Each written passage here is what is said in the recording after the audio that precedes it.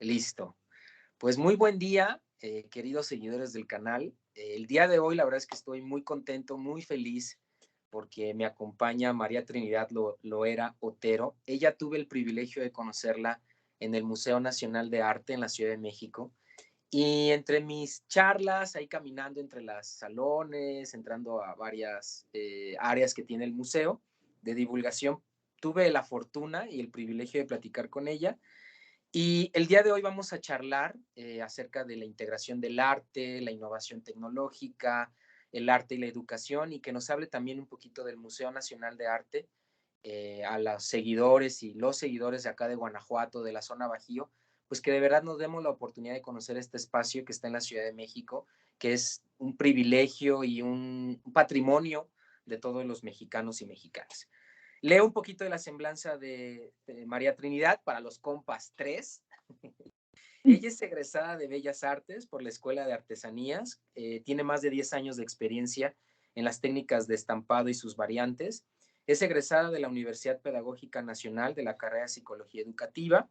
Ha trabajado en diversas áreas de especialización como el estampado, artes plásticas en escuelas particulares, así como en la Asociación La Colmena AC, donde trabajan con personas con síndrome de Down y algunas otras discapacidades.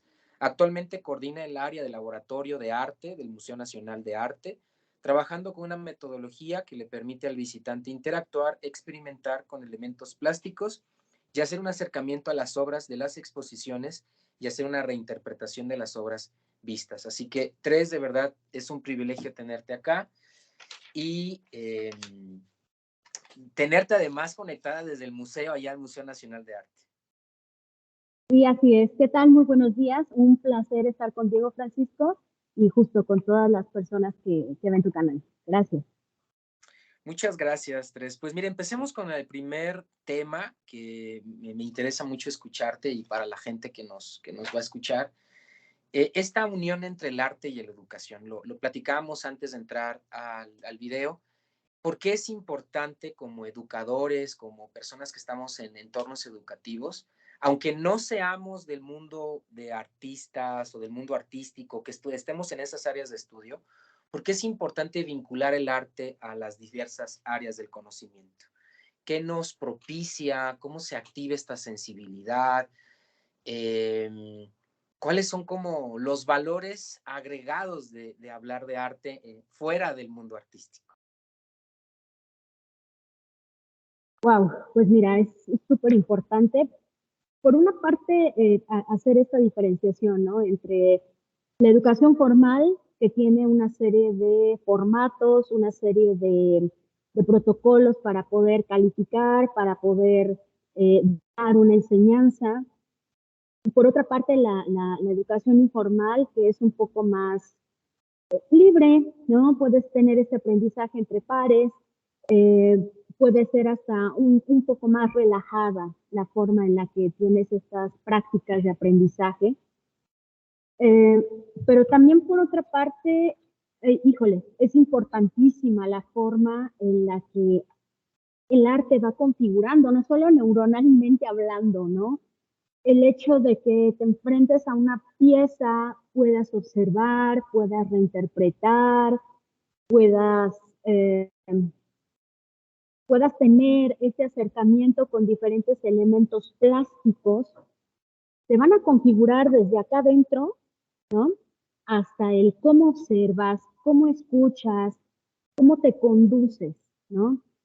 Podría parecer algo muy sencillo, pero la verdad es que es un proceso muy rico y es delicioso cuando tienes estos acercamientos hacia el arte, porque también el arte tiene como cierta forma de leerse, cierta forma de interpretarse, ¿no? Por ejemplo, el decir que vas a leer un cuadro o que alguien te va a explicar un cuadro, implica que tiene ciertas formas de irse revelando, por así decirlo, ¿no? Y entonces, cuando tú trasladas prácticamente ese tipo de ejercicios a otros que tienes de pronto en algunas otras materias o en algunas otras disciplinas, te das cuenta que ese tipo de herramientas te sirven, ¿no? El hecho de que estés sensibilizado, ¿no? te lleva a también trasladarlo de pronto a lo cotidiano, que podría parecer cualquier cosa, pero no es así. El hecho de que tengas la posibilidad de, ves un cuadro, ¿no? Por ejemplo, en este caso, hablando un poco del maestro José María Velasco, ¿no? Que mencionábamos las montañas, que mencionábamos las flores, pero resulta que cuando tú vayas y hagas senderismo o hagas el ejercicio de salir de tu casa, a lo mejor hasta la flor que crece en estas pequeñas aberturas del cemento, que puede parecer algo tan sencillo, tan insignificante, que puede generar un cambio, no solo perceptivo, emocional, ¿no? O sea, transforma, el arte te transforma, ¿no? Dentro de la parte formal, podemos ver estas percepciones o estas formas en las que de pronto te piden aprender una serie de técnicas, ¿no? Por ejemplo, en artes plásticas o en la escuela de artesanías, te piden aprender una serie de técnicas, ¿no? Pero, por ejemplo, en este caso, en el espacio donde coordino, que es el laboratorio de arte, justo se llama laboratorio de arte porque vienen a hacer experimentación, es más libre, ¿no? El hecho de que tengas ese acercamiento con las personas y les puedas decir, aquí vienes a experimentar. El arte no es ni bueno ni malo, es subjetivo. ¿Qué tienes? ¿Qué quieres hacer? ¿Ya fuiste, viste una sala? ¿Ya llevaste un proceso? Ok, ahora, ¿qué te gustaría hacer? ¿Cómo te gustaría hacer esa reinterpretación? ¿No? Entonces, en esa parte, la parte informal, por eso es deliciosa.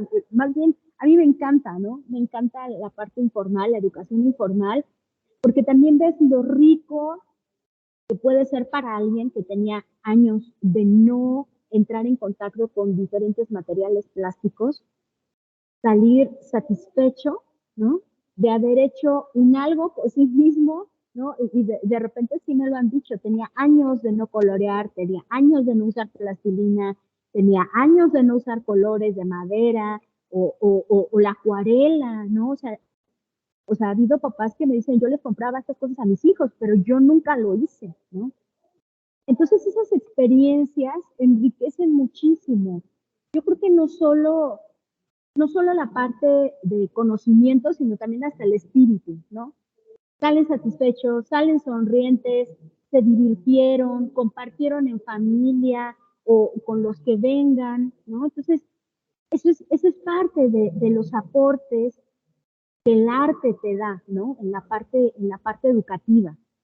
Otro ejemplo, digamos que así muy por encimita, eh, nosotros damos un taller que es visita para el maestro José María Velasco, ¿no? Por lo regular ese lo damos para las escuelas. Entonces, lo que hacemos es primero suben a sala, se les da el recorrido del maestro José María Velasco, ven sus obras, ven el contexto, y después el equipo baja aquí al laboratorio de arte. Y entonces se les enseña teoría del color, qué es un punto de fuga, qué es una perspectiva, qué es una línea, ¿no? Y entonces, a partir de esos ejercicios que ellos van haciendo, van a terminar haciendo un paisaje.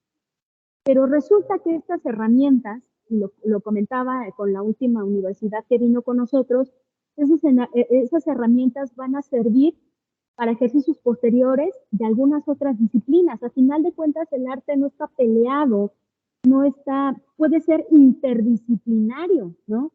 Aquí mismo en el museo lo vemos, estamos hablando de historia, estamos hablando de museografía, estamos hablando de curaduría, o sea, todo educación misma, ¿no? O sea, todas las disciplinas de alguna forma aportan, ¿no? Hasta la mismísima tecnología también aporta sus semillas justo para tener una forma más rica de herramientas y hasta la didáctica, ¿no? Para poder ofrecerle un algo a quien nos visitan, ¿no?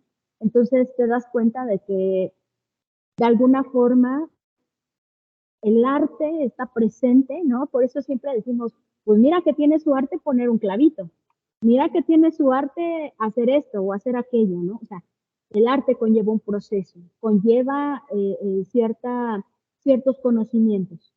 Y justo conforme lo vas practicando y también lo vas perfeccionando, por eso se vuelve arte, ¿no?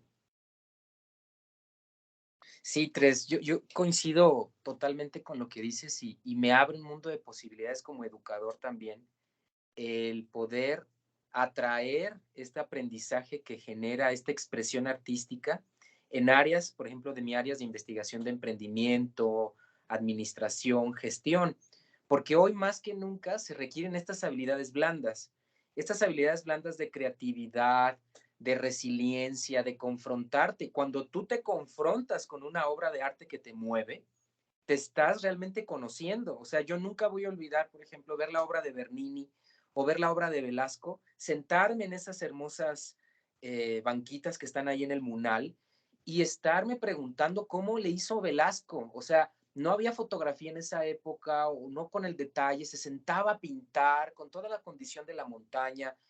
¿Qué historia hay detrás del artista? ¿Por qué la montaña? O sea, te empieza a hablar la historia del artista, pero a través de ti.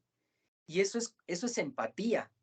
Y son habilidades blandas que en un mundo tan tecnologizado, tan distraído, con tantos temas hasta de salud mental, con tantos temas de crisis, se nos olvida que las habilidades blandas son las que nos hacen humanos, ¿no? Hoy en la época de la inteligencia artificial y metaversos y toda esta cuestión tecnológica, desde mi punto de vista, y lo comentábamos antes de entrar a la grabación, es que nos estamos preguntando qué nos hace humanos, ¿no? Y el arte sin duda es algo que está en nuestro gen Homo sapiens, simplemente hay que ver las paredes de nuestros antepasados, ¿no? Que desde etapas muy tempranas querían simbolizar algo, porque al fin y al cabo el arte es un símbolo, te lo paso a ti para que lo veas 100, 200 años después, ¿no? Y ahí como mi reflexión, Tres, tú que estás en este mundo donde recibes a la gente, hay gente de distintas áreas de estudio, de distintas edades que van ahí contigo y que dices, híjole, hace años que no agarro un color, hace años que no juego con plastilina, hace años que dejé de ser niño, ¿no? ¿Qué, ¿Qué hemos perdido en esta conexión con el arte? Por qué pareciera que lo hemos dejado solamente como en una etapa infantil, el jugar con estos materiales? ¿Y por qué lo hemos dejado solamente en el museo? ¿Qué hemos perdido en el camino? Yo creo que dos cosas muy importantes. Por una parte, el darte la oportunidad de experimentar y la segunda, tener el miedo a equivocarte. O sea, definitivamente eso es una de esas son como las cosas más fuertes que he notado justo en el espacio, ¿no? De pronto todavía hay público, hay personas que están como, ¿así está bien? ¿Lo hice bien? ¿Puse bien el dibujito? ¿Está derechito? ¿Sí lo marqué bien? ¿Sí lo iluminé bien? A ver, dígame cómo, ¿no? O sea, estamos muy eh, introyectados en la parte de hacer bien las cosas. ¿Cómo me voy a equivocar? No, o sea, ¿cómo? No, yo no puedo equivocarme, ¿no? ¿Cómo voy a bajar estas cosas que tengo acá arriba, estos pensamientos, cómo los bajo, ¿no? ¿Cómo cómo bajo estos colores, cómo bajo estos dibujos, cómo bajo estas imágenes, ¿no? Eh, eh, eh, que tengo aquí, pero cómo las bajo, ¿no? También depende mucho de a lo que se dedican las personas, ¿no? En alguna ocasión justo me pasó esta anécdota con un maestro, pero daba física y matemáticas, ¿no? Era una persona de la tercera edad y entonces se ponía las manos así y me hace así, ¿no? Entonces me acerco y le digo, una pregunta, ¿qué pasa? Pues es que me cuesta trabajo bajar esto aquí. Yo le decía, una pregunta, ¿a qué se dedica? Y me decía, pues es que doy clases de matemáticas y de física. Y dije, ¿no? O sea, tiene también este dato duro, eh, las fórmulas, ¿no? Y para él la configuración está así, ¿no? Porque eso implica su trabajo, ¿no? pero de pronto yo le decía, pero ha notado que usted tiene la habilidad también de que todos esos números y todo esto que está acá arriba lo puede bajar a un pizarrón. Y se me queda viendo, me dice, ah, bueno, lo voy a intentar. Y lo intentó y salió muy contento el señor porque justo se dio la oportunidad de hacer este ejercicio, ¿no? De intentarlo, de ver qué pasaba, ¿no? Entonces, yo creo que esas son dos cosas que son muy importantes, ¿no? ¿Por qué nos da miedo el fracaso? ¿Por qué nos da miedo experimentar, ¿no? O sea, aunque sea con una crayola, aunque sea, o sea, desde la escuela siempre nos dijeron, ¿no? No te salgas del circulito, hazlo bien, borra esa letra, ¿no? Pero ¿cómo nos enseñaban, no? De pronto era como hasta un poco, o depende de la mamá, era un poco un tanto agresivo a la forma o la práctica en la que se sentaban contigo a hacer la tarea, ¿no? O había mamás que de pronto decían, ay, es que tienes que leer, ¿no? ¿Cómo puedes pedir o tener herramientas para enseñarle a alguien si hay cosas que a ti no te gustan, ¿no? Si en tu familia no son lectores, ¿cómo puedes pedir que tu pequeño quiera leer o sentarse a leer 20 minutos? A veces hacen más, eh, más paramaya y más berrinche y se tiran al piso por lo que van a leer, que ni tanto cuando ya están leyendo ya terminaron, ¿no? Entonces, ese tipo de resistencias de no permitirte probar cosas nuevas, de no, en vez de decir, ay, es que me voy a equivocar una y otra vez, ¿por qué no? ¿Por qué no? ¿No? Y entonces justo aquí en el laboratorio de pronto es la oportunidad para de pronto decir, ¿y por qué no? Vamos a hacerlo, vamos a ver qué pasa, vamos a ver qué sale. Y de ahí aprenderemos seguramente un algo, ¿no? Sí, y es que en este proceso de experimentación vas reconociendo también tus talentos, sin tanto juicio y ruido mental de me voy a equivocar o tengo que hacerlo bien a la primera, que en ocasiones esa es como la mentalidad, tener que hacerlo bien a la primera, porque si no lo hago bien a la primera, ya no es mi talento, ya no me puedo dedicar a eso. Y el arte es como este espacio donde puedes experimentar. Yo, por ejemplo, no soy muy buena en el tema de dibujar, pero me encanta la combinación de colores. Yo me reconozco como un colorista, ¿no? Y esos colores luego cómo los llevo a mi aplicación de mi vida, de mis clases, el tema de combinaciones, de forma, y te vas reconociendo en el proceso, ¿no? El tema de la poesía, porque no solamente es la pintura, el tema artístico, también el tema de las letras, el tema de la música, y cómo los vas integrando a tu comprensión del mundo al fin y al cabo, ¿no?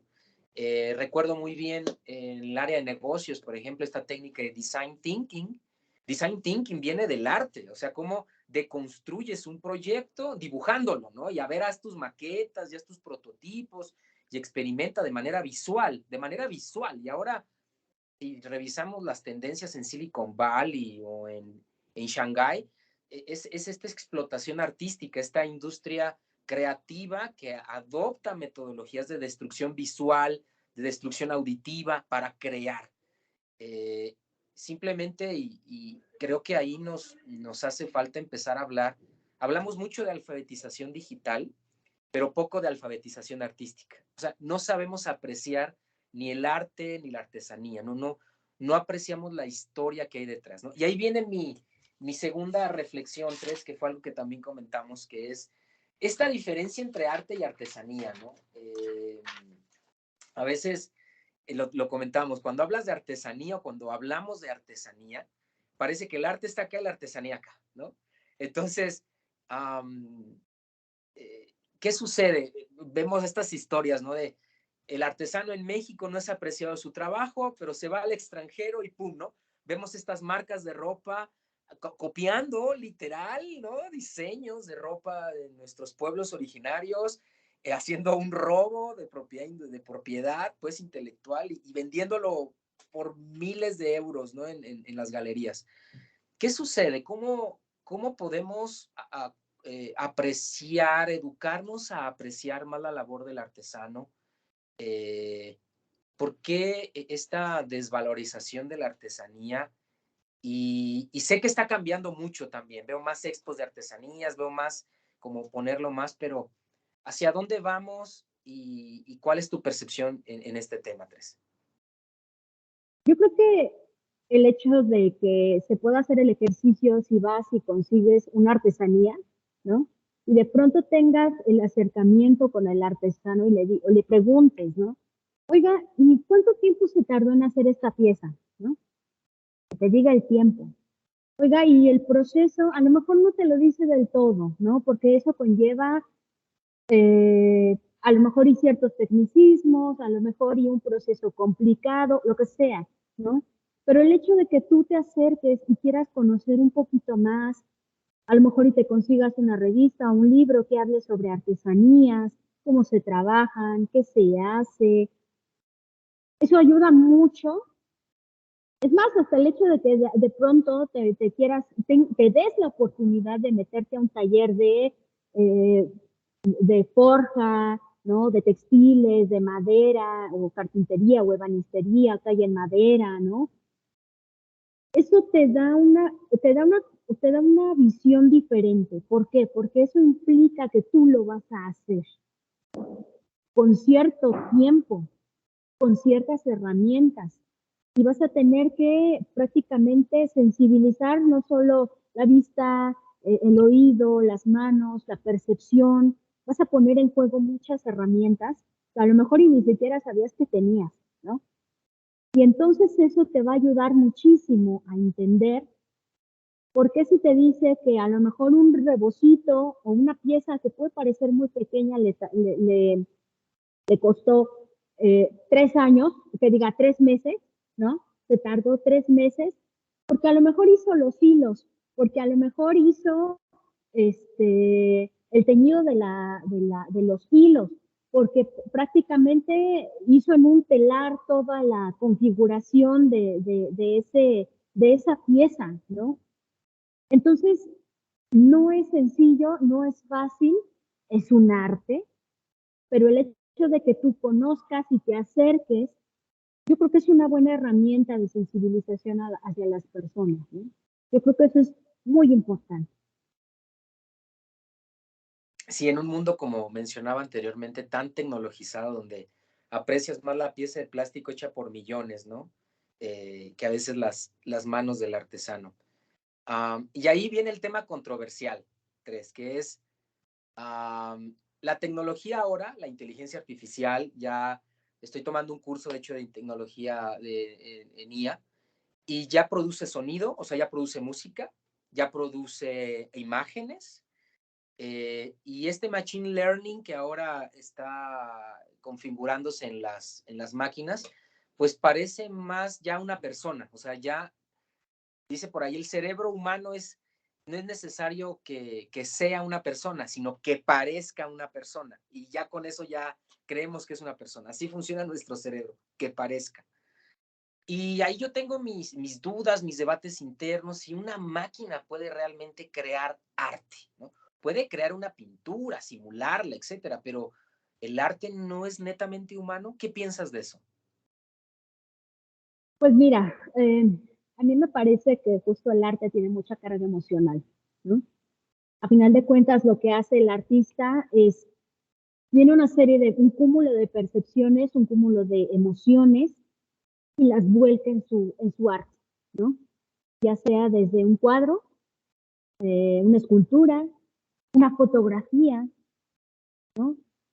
Entonces, parece que más bien es esta parte de la máquina puede tener emociones, las genera, ¿no? El ser humano sí, ¿no? Y por eso es por lo que de pronto puede llevarnos al llanto, a lo mejor una pieza de arte, ¿no? O emocionarnos, o generarnos esta energía, o despertarnos esta energía, generar esa emoción de tener ganas de querer hacer algo parecido, ¿no? Entonces, a mí me parece que más bien, si tiene que ver desde el punto emocional, pues ahí la máquina puede hacer reproducciones y puede ser muy fieles, ¿no? Hasta el más mínimo detalle. Pero aquí el asunto es qué tan rico estaría ese arte si no tiene una emoción, ¿no? Sí, sin duda es un debate amplio, ¿no?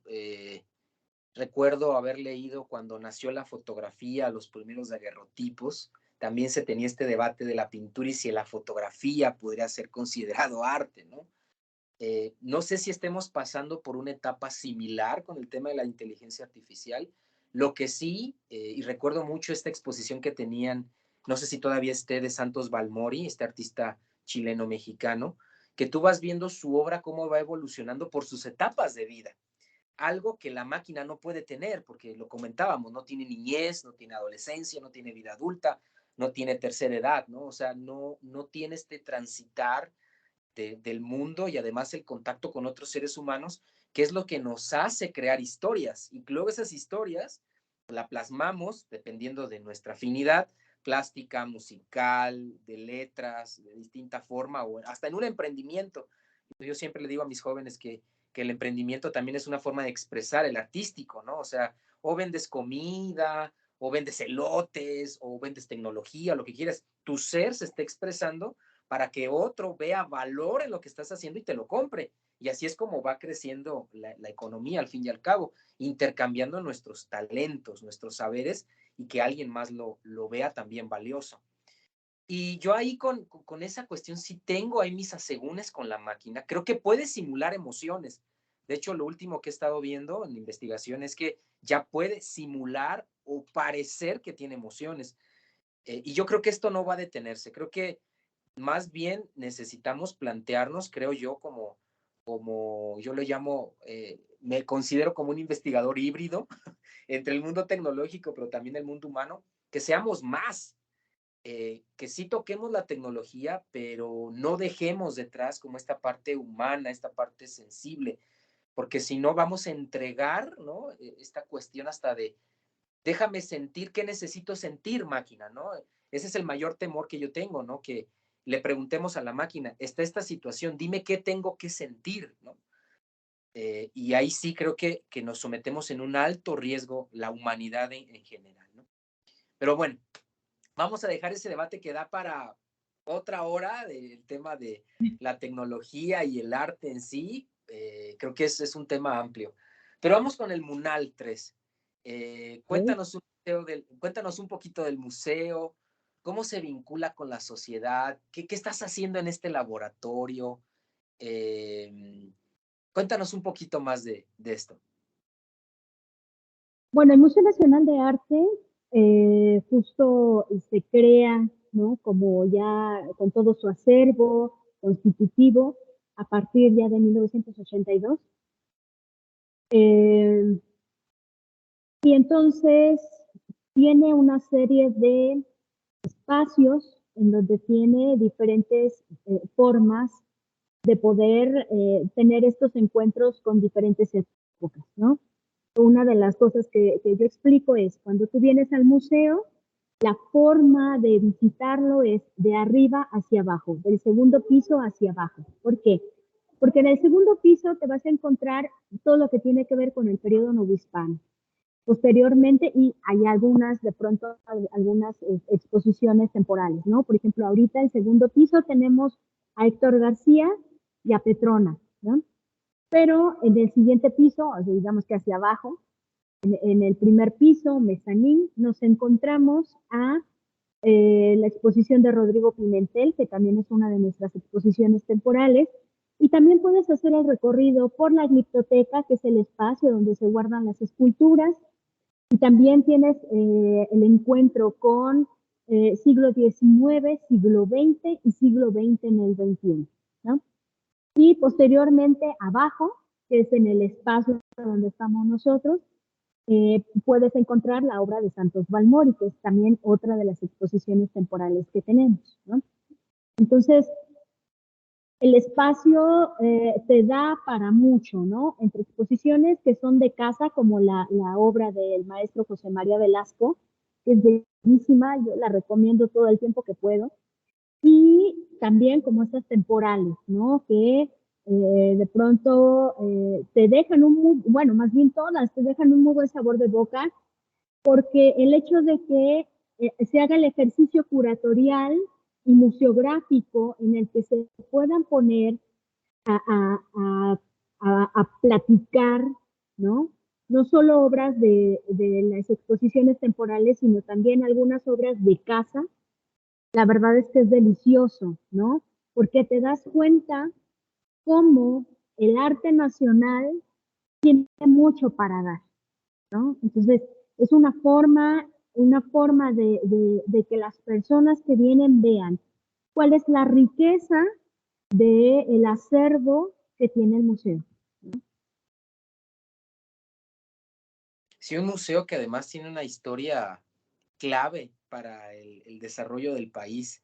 Si quieres contarnos un poquito qué era el museo antes de ser museo, eh, que es un edificio hermosísimo, que además está la estatua famosísima del caballito allá afuera, y que está en el cuadro de la Ciudad de México, que es una de las ciudades más importantes de América Latina y del mundo. Hace poco leía una historia de Alvar Cabeza de Vaca, perdón, de Cabeza de Vaca, del tema de la conquista en México de los españoles, y el proyecto que tenían para la Nueva España era la Ciudad de México y Lima, o sea, pero la Ciudad de México siendo el centro fundamental de la Nueva España. Entonces, todos esos edificios pues tienen esa historia, tienen esa mística. Cuéntanos un poquito. Bueno, a mí me encanta justo platicarles a las personas, a nuestros visitantes, que el espacio antes era la configuración de hospitales y de conventos, ¿no? Y entonces prácticamente en el periodo novohispano, el espacio primero es un espacio donde estaban los jesuitas, ¿no? Un noviciado para jesuitas, y posteriormente se convierte en el espacio donde va a estar el primer hospital general, digamos que de la Nueva España, ¿no? Y también de los más grandes de Latinoamérica, ¿no? Al espacio le cabían 1000 camas, o sea, 1000 camas, es tremendo, ¿no?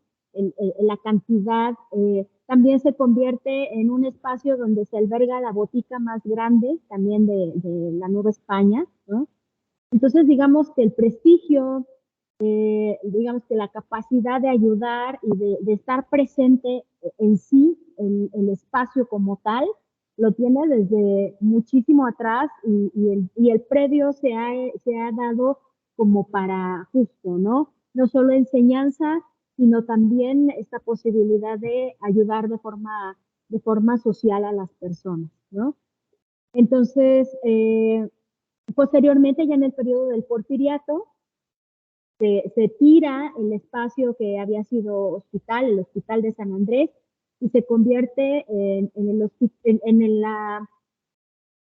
el predio que va a ser configurado para hacer la Secretaría de Comunicaciones y Obras Públicas, ¿no? De hecho, la fachada tiene su cartela en donde está especificado para qué fue hecho el museo, ¿no? La verdad es que el espacio también cuando lo comienzas a recorrer es mágico, ¿no? Porque justo esto que mencionabas hace rato, ¿no? Hablar de simbolismos, el espacio está lleno de símbolos, está lleno de pronto de leones, de águilas, del periodo del Porfiriato, también podemos hablar de las quimeras, que también tienen un significado ahí que nos ayuda muchísimo a hablar sobre estos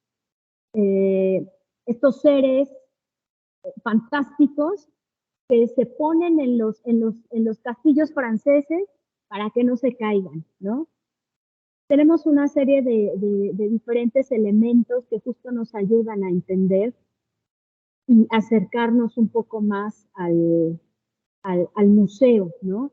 Las personas cuando salen de aquí ya no son la misma, ¿no? Porque les presentas el espacio de una forma de una forma generosa, así como es el espacio generoso, rico y lleno de muchas historias que definitivamente vale muchísimo la pena compartir con el público.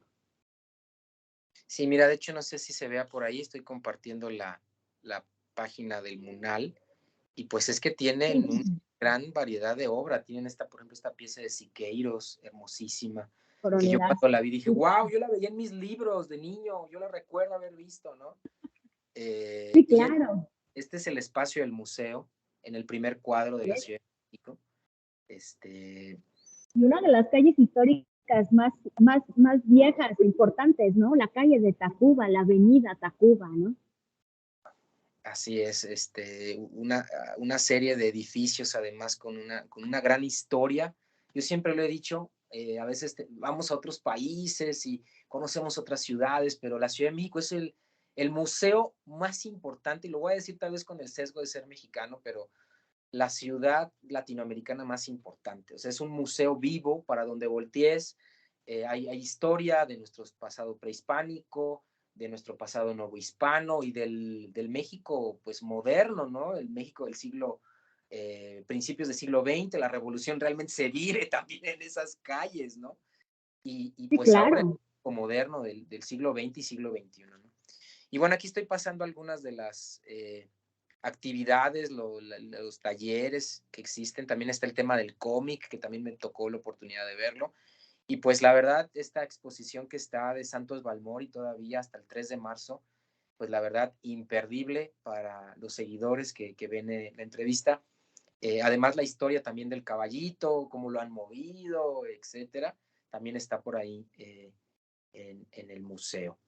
Voy a dejar de compartir para cerrar. ¿Ves?